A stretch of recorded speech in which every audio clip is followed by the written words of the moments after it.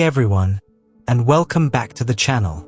If you've been following along, you know we've recently been diving deep into the fascinating world of derivatives, understanding how things change, slopes of curves, instantaneous rates, and various derivative rules. But what if I told you there's another side to calculus, a flip side, that's just as powerful and just as beautiful? Today, we're going to start exploring that other side, integrals.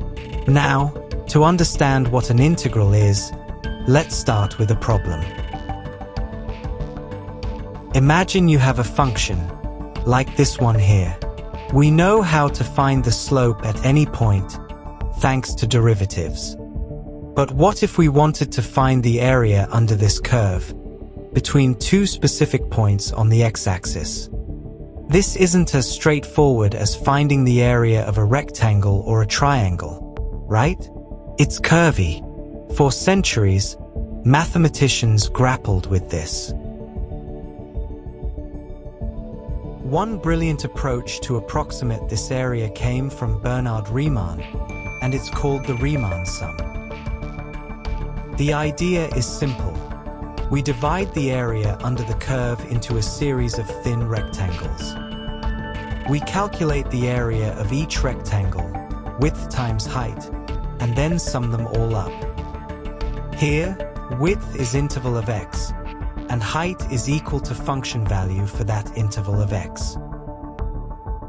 As you can see, if we use just a few wide rectangles, our approximation isn't great.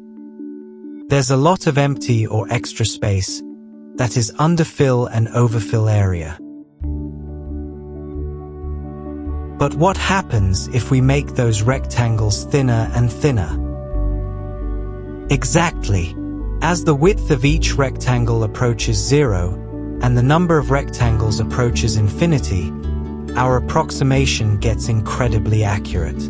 It gets so accurate, in fact, that it gives us the exact area under the curve. This idea of taking an infinite sum of infinitesimally small parts is the core concept behind the integral. Let's understand it more clearly. Since much of calculus was invented to solve the area problem, that is, how do we find the area bounded by a curved graph and the x-axis between two x values? Given a function f, we will use notation a of ab to denote this area from x equals to a to b. First, let's get a sense of how the shape of a function's graph influences the area. To make things simpler, we'll fix a equals 0 and allow only b to vary. As b increases, the area a of ab also increases. Now, let's think about the rate of increase of the area a.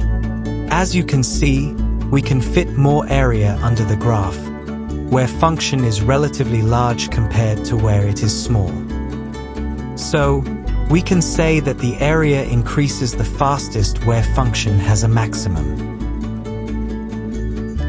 So, it makes sense to say that the derivative of area is related to the height of the graph above x equals b. To find that relation, first find the area of the highlighted region for the given plot. We can write the area of highlighted region as area of AB plus delta B minus area of AB. To calculate how fast the area increases, we'll use its rate of change, which is equal to this expression. After simplification, the rate of change of area is equal to area B, B plus delta B, divided by delta B. If we make delta B very small, the additional area is a thin slice that is nearly rectangular. So, the area of the slice is approximately the area of a rectangle, which is equals to function height at b times delta b. Hence, the rate of change of area is equals to function's value at that point.